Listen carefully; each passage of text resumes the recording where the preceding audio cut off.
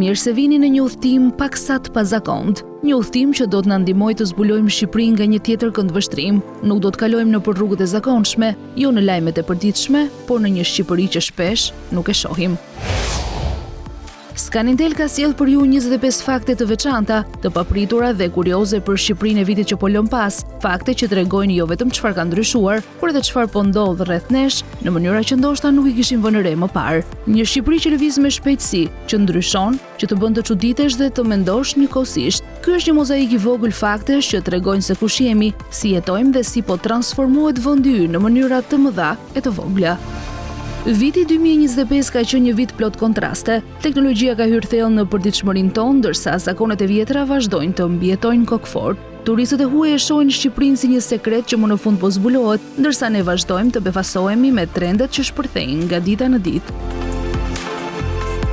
Gjatë këtij viti janë thyer rekorde, janë krijuar prirje të reja, janë bërë eksperimente interesante dhe janë shfaqur sjellje shoqërore që tregojnë më shumë për ne se sa çdo raport tjetër zyrtar. Nëse ka një fushë që ka ndryshuar mënyrën se si jetojmë në vitin 2025, ajo është teknologjia. Në Shqipëri transformimi digjital nuk është një arritje, por përditshmëri, nga mënyra si informohemi, tek mënyra si punojmë, mësojmë, udhtojmë dhe blejmë. Sot mbi 85% e shqiptarëve janë çdo ditë online dhe gati secili prej nesh përdor telefonin si mjet pune, si bibliotek, si hard, si portofol, madje dhe si këshilltar inteligjent. Inteligjenca artificiale është bërë pjesë e bisedave tona, pjesë e shkollave, e bizneseve, e mediave dhe jetës së përditshme. Mundet të themi se është një shok i ri që thjesht nuk e kemi pasur më parë. Atëherë le ta nisim me disa fakte nga teknologjia dhe marrëdhënia e shqiptarëve me të.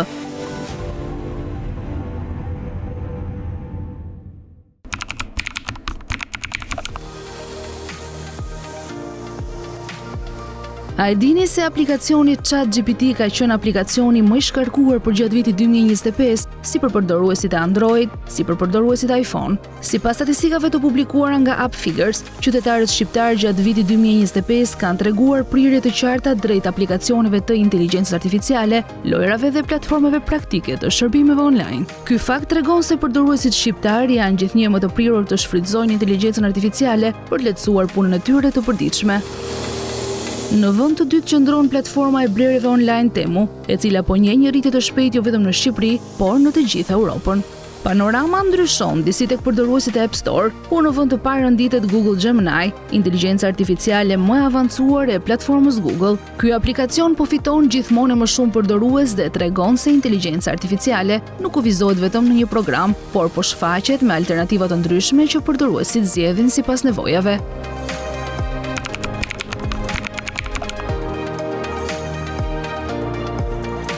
Sipas anketës ndërkombëtare në mosimdhënie dhe nxënje të organizatës për bashkëpunim ekonomik dhe zhvillim, përdorimi i inteligjencës artificiale nga mësuesit ndryshon ndjeshëm në gjithë Europën nga viti 2024.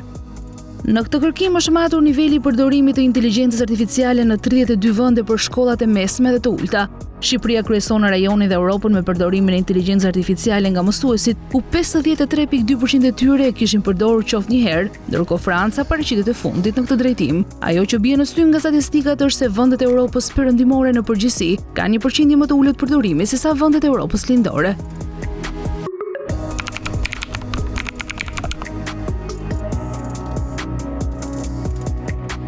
Padyshim që të gjithë e përdorim Google gjatë ditës, shpesh pa e vënë re sa shumë mbështetemi tek ai për çdo gjë, por a e dim vërtet se çfarë kemi kërkuar më shumë ne shqiptarët për gjatë vitit 2025? Të dhënat tregojnë se kërkimet kryesore lidhen me nevoja krejt praktike, përkthime, informacione bazë dhe platforma që përdorim çdo ditë. Translate kryeson listën, i ndjekur nga Albania, ndërsa Google, YouTube dhe Moti mbeten ndër kërkimet më të shpeshta të publikut. Në fund të fundit, kërkimet tona tregojnë një tablo të thjeshtë, shqiptarët kërkojnë më shumë, atë që duhet me njëherë.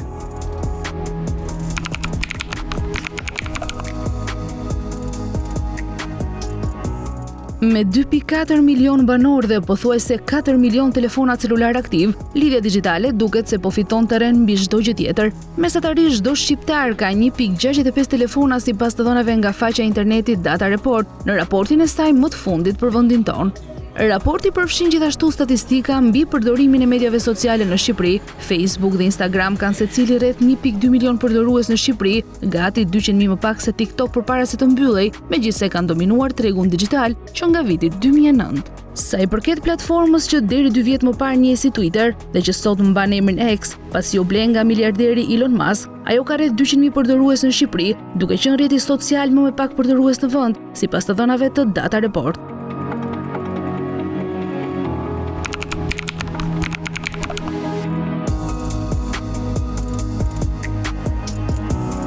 Kur bëhet fjalë për komunikim zanor ose me video përmes internetit, shqiptarët janë ndër më aktivët. 85% e tyre kanë përdorur këtë mënyrë, duke e bërë një nga format më të përhapura të komunikimit online. Edhe në vendet e tjera të Ballkanit kjo përqindje është relativisht e lartë. Edhe shkëmbimi i mesazheve në rrjetet sociale mbetet ndër format më të përhapura të komunikimit në Shqipëri. Plot 79.6% e qytetarëve përdorin këtë mënyrë për të qëndruar në kontakt me të tjerët. Për te lidhje së shpejt me teknologjinë, shqiptarët prej vitesh kanë një talent të veçantë. Importojnë zakonet më shpesh se importet zyrtare. Mjafton që diçka të bëhet trend diku dhe shumë shpejt të bëhet pjesë e përditshmërisë këtu. Në vitin 2025 ky fenomen është edhe më i dukshëm. Ne nuk presim më që një zakon i huaj të vijë përmes televizionit, reklamave apo diasporës, por e sjell Instagrami, e sjellin influencuesit, e sjellin studentët që kthehen për pushime, madje sjell edhe turisti rastësishëm që shet diçka interesante dhe e ndan atë online. Kështu lindin modat e reja, mënyra si vishemi, si ham, si festojmë, si blejmë dhe si udhtojmë. Por a më lejoni ta quaj kafen zakon të importuar? Në fakt konsumi i kafes fillimisht është zakon importuar, por sot është bërë aq shqiptar saqë nuk konsiderohet më i huaj.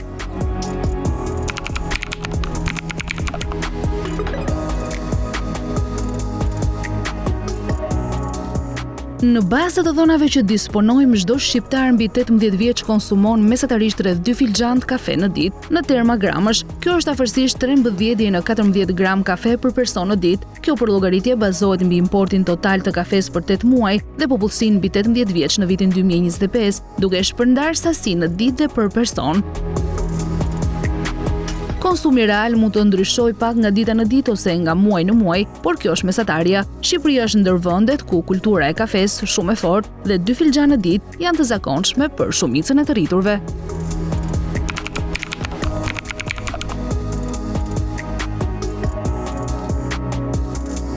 Për vitin 2025, konsumi i pijeve energjike në Shqipëri pritet të thyej çdo rekord të mëparshëm. Nga të dhënat që kemi, vetëm gjatë 8 muajve të parë janë importuar mbi 20.000 tonë dhe nëse ritmi vazhdon, totali vjetor mund të arrijë në 30.000 tonë. Kjo sasi përkthehet në një konsum mesatar prej rreth 15 litra për frymë ose rreth 600 kanaçe prej 250 ml në vit. Në muajt e verës ku kërkesa është më e lartë, shqiptarët mund të shpenzojnë deri në 9 kanaçe në muaj. Tendenca e rritjes tregon se pijet energjike po bëhen një pjesë gjithmonë më e rëndësishme e jetës së përditshme dhe një biznes fitimprurës për kompanitë importuese. Por përveç produkteve të importuara që ushqejnë veset e përditshme të shqiptarëve, a e dini se cili artikull importi shënoi rritjen më të pazakontë këtë vit?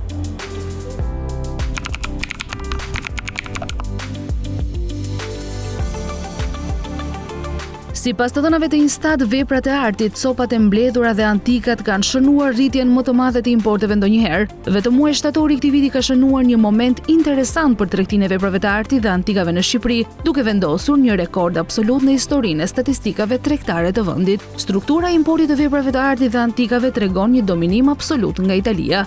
Veprat e artit, copat e mbledhura dhe antikat zakonisht përfshin importet të objekteve me vlerë të lartë si piktura, skulptura antika, shpesh blerje për muze, koleksionistë privat apo ankande ndërkombëtare. Por a e dini çfarë shitë më shumë? Le të vim tek fakti numër 9.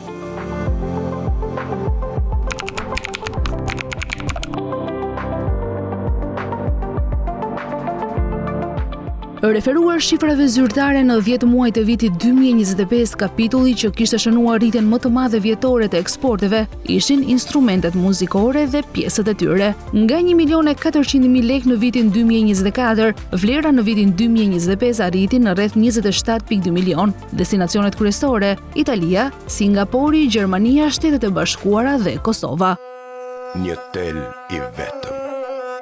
Le të bëjmë një rikujtes të shkurtër. Në mars të vitit kaluar, Shqipëria paraqiti një dosje voluminoze në UNESCO. Ndërto, objektivi ishte që Lahuta, një instrument përmes të cilit pjesa veriore e trevave shqiptare ka rrëfyer historinë e vet, duke trashëguar brez pas brezi, sot të jetë pjesë e UNESCO-s. Zemrën e kombit.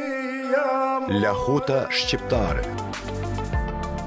Shqipëria e vitit 2025 nuk shpjegohet vetëm me ritmin e teknologjisë, me mënyrën si paguajmë, shpenzojmë apo lëvizim. Përtej ekranit jeton një realitet tjetër, ai që nuk zbulohet nga zakonet e përditshme, por nga numrat e ftohtë që tregojnë kush jemi si shoqëri. Faktet në vijim hedhin dritë pikërisht mbi këtë zonë të heshtur, mbi ekonominë, punën, ndërtimin, aksidentet, turizmin dhe zakonet tona të lëvizjes, një Shqipëri që shpesh nuk duket, por që është aty, nën sipërfaqe. E nisi me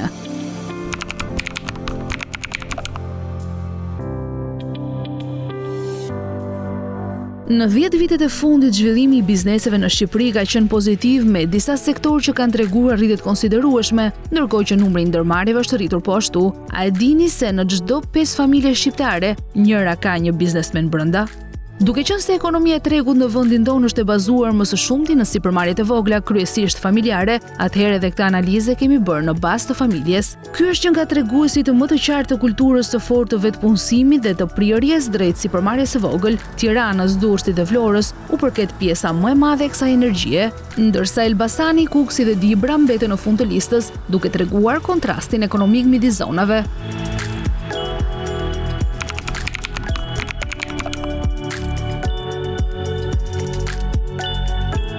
Kur flasim për punësimin në Shqipëri, të dhënat tregojnë se jo të gjitha qarqet ecin në të njëjtin ritëm. Shkalla e punësimit dhe ajo e papunësisë ofrojnë një panoramë të ndryshme të tregut të punës, duke nxjerrë në pas se cilët qytetarë janë më aktiv në ekonomi. Sipas statistikave, Kuksi kryeson listën e qarqeve më punëtor me një shkallë punësimi prej rreth 70%, ndërsa papunësia mbetet relativisht e moderuar. Në radhë të parë pas Kuksit vijnë Gjirokastra dhe Fieri, ku mbi 66% e qytetarëve janë të punësuar.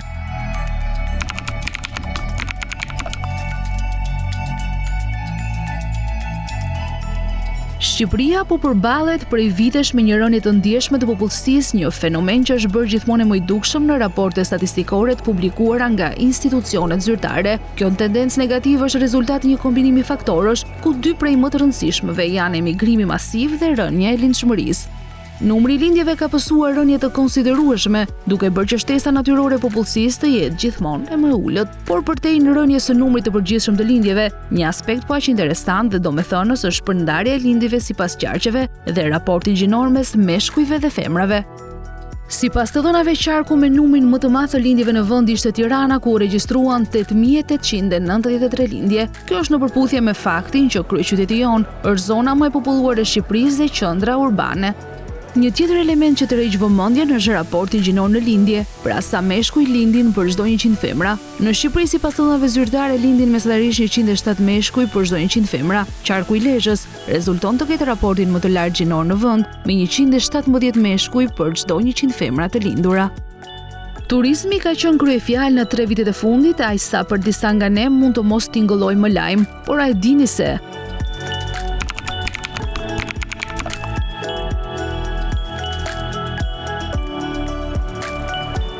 në 10 muaj të parë të vitit 2025, Shqipëria ka pritur mbi 11.1 milion shtetas të huaj, duke shënuar një rritje prej 6.7% krahasuar me vitin paraardhës. Ky është një pozicion që konfirmon se vendi ynë po përforcon rolin e tij si destinacion turistik në rritje, jo vetëm në rajon, por edhe në nivel më të gjerë. E përkthyer në shifra të përditshme, kjo do të thotë se gjatë çdo dite të vitit 2025, Shqipëria ka pritur mesatarisht 37.000 vizitorë të huaj, ose rreth 1.500 hyrje në orë, praktikisht në çdo minutë. 25 persona nga vende të ndryshme të botës kanë hyrë në territorin shqiptar.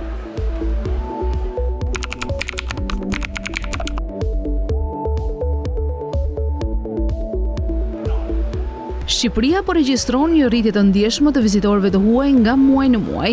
Tendenca tregon një interes gjithmonë më të madh për destinacionet shqiptare, me disa vende që shënojnë rritje të jashtëzakonshme. Në krye të listës për 10 muajt e parë të vitit qëndron Izraeli, me një rritje prej 598.1%, duke kaluar nga 9.741 vizitorë në rreth 68.000 vizitorë. Një tjetër vend që shënoi rritje të jashtëzakonshme është edhe Egjipti, me një rritje prej 70.3% dhe India me 62.2%, krahasuar me vitin e kaluar. Danimarka gjithashtu shënon një rritje të lartë prej 65%, duke treguar se turistët nga vendet nordike po zgjedhin Shqipërinë për pushimet e tyre. Shumë vende europiane shënojnë rritje të konsiderueshme referuar shifrave, ku mund të përmendim Gjermaninë me 22.1%, Estoninë me 22.4%, Francën me 36.9% dhe Holandën me 11%. Kjo tregon një tendencë të fortë interesit europian për destinacionet shqiptare.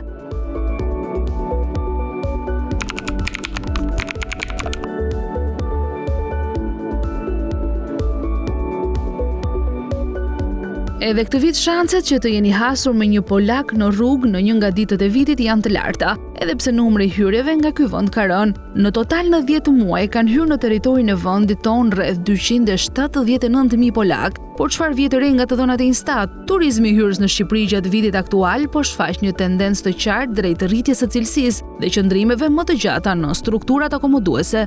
Brenda këtij trendi, Polonia shfaqet si një nga tregjet kryesore të turizmit hyrës. Pavarësisht rënies vjetore me 8.9% të hyrjeve nga polakët përgjatë periudhës janar-tetor, Polonia rezulton si një treg i qëndrueshëm për akomodime turistike në Shqipëri gjatë vitit 2025. Kjo prirje vijon edhe në sezonin e lartë. Polonia përfaqëson 11% të vizitorëve të akomoduar në korrik, 12% në gusht dhe 11% në shtator, duke u konfirmuar si një nga tregjet më të rëndësishme.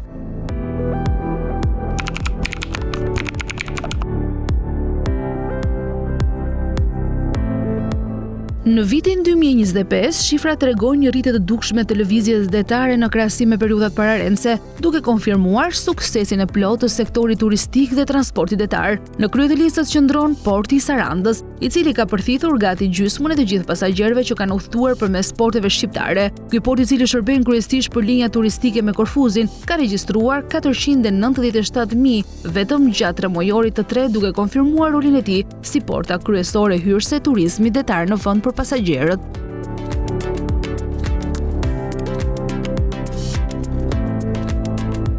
Shqiptarët kanë një lidhje të veçantë me pronën, jo thjesht si pasuri, por si pjesë e identitetit personal. Në çdo shtëpi debati për tokën, kufirin apo hipotekën ka po aq shpesh sa politika dhe ekonomia bashk. Në këtë vend mund të mos bijem dakord për shumë gjëra, por për pronën, çdo centimetër ka historinë e tij. Ja një fakt interesant për këtë temë.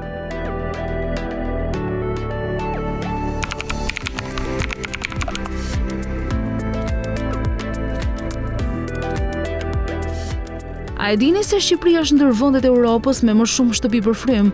Raporti Property Index nga Deloitte paraqet një panoramë të gjerë mbi stokun e banesave në vendet e Europës, duke treguar ndryshimet e mëdha që ekzistojnë midis tregjeve të ndryshme. Mesatarja europiane arrin në 450 banesa për 1.000 banor, por shumë vendet e kalojnë ndjeshëm këtë nivel, ndërsa të tjera mbeten dukshëm nën të. Në këtë kuadër, Shqipëria paraqet një situatë veçanërisht interesante. Sipas të dhënave të raportuara, Shqipëria ka 482 banesa për 1.000 banor, një shifër dukshëm më lart se mesatarja europiane dhe ndër më të lartat në raport.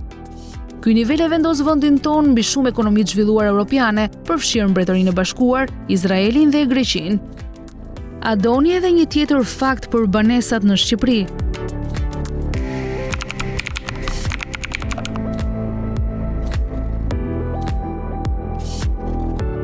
Huaja për blerje banese në vendin ton ka arritur një rekord historik me një stok prej 230 miliard lekësh në tremujorin e dytë të vitit aktual, sipas të dhënave zyrtare të Bankës së Shqipërisë. Scanintel ka analizuar shifrat ndryshe, duke vënë në fokus ndryshimin e huajve për banesa përgjatë një dekade të plotë dhe peshën që ky borxh ka sot për çdo familje shqiptare. Në krahasim me vitin 2015, kur totali kombëtar i këtij treguesi ishte rreth 102.4 miliard lekë, borxhi shqiptarëve për banesa është dyfishuar në vetëm 10 vite. Kjo shifër përkthehet në rreth 2.3 miliard euro, ndërsa në terma për banor, borxhi mesatar për shtëpi arrin sot në rreth 970 euro për frym ose rreth 3.000 euro për familje, duke llogaritur një mesatare prej 3 antarësh për familje ose rreth 755.000 familje në total.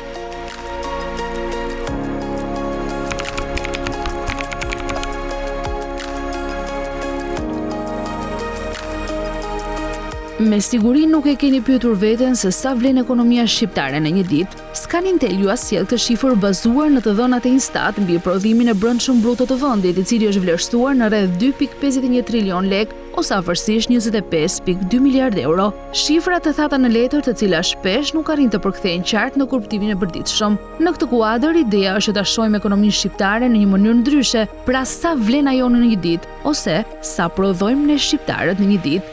Duke thjeshtuar për llogaritjen, rezulton se ekonomia e vendit tonë prodhon rreth 69 milion euro në ditë, pra në çdo 24 orë të një viti. Kjo është vlera monetare që gjeneron ekonomia e vendit. Brenda kësaj panorame, Tirana mban peshën kryesore të prodhimit të mallrave dhe shërbimeve. Sipas të dhënave mbi shpërndarjen e PPB sipas qarqeve, kryeqyteti gjeneron 43% e ekonomisë kombëtare. Përkthyer në shifra, kjo do të thotë se vetëm ekonomia e Tiranës prodhon rreth 10.8 miliard euro në vit, ose në terma të përditshëm, Tirana vlen rreth 29.6 milion euro në ditë, pra gati gjysmën e prodhimit të vendit e përqendron një qytet i vetëm, duke bërë kryeqytetin jo vetëm qendrën administrative e politike, por edhe motorin real të ekonomisë shqiptare.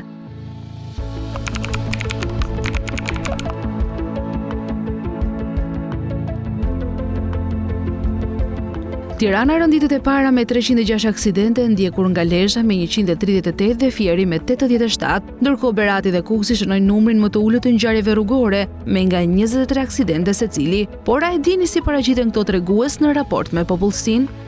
Nëse i referohemi të dhënave për popullsinë me 1 janar të vitit 2025 sipas qarqeve, shohim se qarku i Lezhës është më problematiku me 14.32 aksidente për 10.000 banor, një shkallë që e vendos në krye të listës kombëtare. Kjo tregon se edhe pse nuk është qarku më i madh në popullsi, përqindja e aksidenteve është shumë më lartë se mesatarja kombëtare.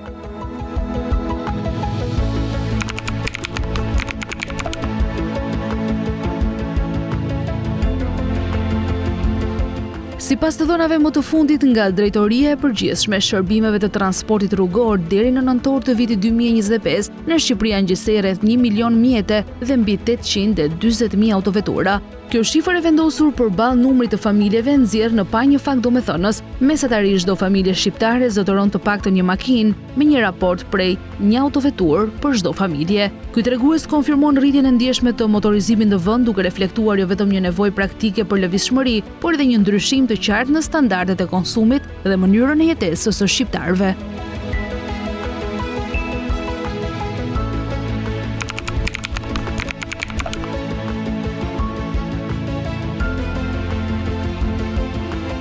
Ndërkohë që në total autoveturat me kambio manuale zën rreth 51.9% të totalit, krahasuar me ato kambio automatike apo gjysmë automatike gjatë viteve të fundit, tendenca duket se përmbys të raport. Të dhënat e vitit 2025 nga Drejtoria e Përgjithshme e Shërbimeve të Transportit Rrugor tregojnë se numri i mjeteve të regjistruara për herë të parë sipas kambios është në favor të automjeteve me kambio automatike. Raporti fiksohet në rreth 71%, ndërkohë pesha e mjeteve të regjistruara për herë të parë me kambio manuale fiksohet në rreth 29%, ose rreth 25.000 regjistrime. Ky hendek duket jo vetëm se po ngushtohet, por do të kalojë në kat të kundërt, duke parë ecurinë e viteve të fundit. Shqipëria e vitit 2025 nuk përcaktohet vetëm nga ekonomia, shifra demografike, ritmi i turizmit apo të dhëna të tjera. Në sfond politika mbetet motori që drejton çdo zhvillim. Pavarësisht lodhjes kolektive ndaj politikës, ajo mbetet fusha ku përcaktohet drejtimi i vendit dhe ku pasqyrohen tensionet e kohës. Kjo pjesë e fundit hedh dritë mbi 3 fakte politike që tregojnë qartë se ku ndodhet vendi sot. Zgjedhjet parlamentare të vitit 2025 shënuan një moment interesant për drejtimin politik të vendit dhe si gjithmonë, numrat, dinamikat dhe faktet flasin më qartë se zhurma.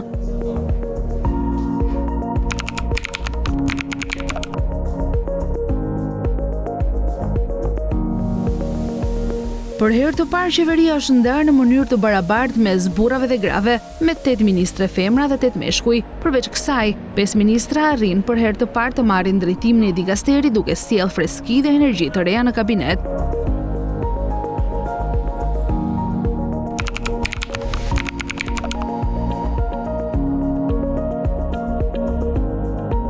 Për herë të parë në historinë e politikës shqiptare, ministre e brendshme drejtohet nga një grua, Albana Koçiu, e cila deri më parë mbante postin e ministres së shëndetësisë dhe mbrojtjes sociale, ka marrë drejtimin e këtij institucioni të rëndësishëm duke shënuar një moment të veçantë në përfaqësimin e grave në qeveri.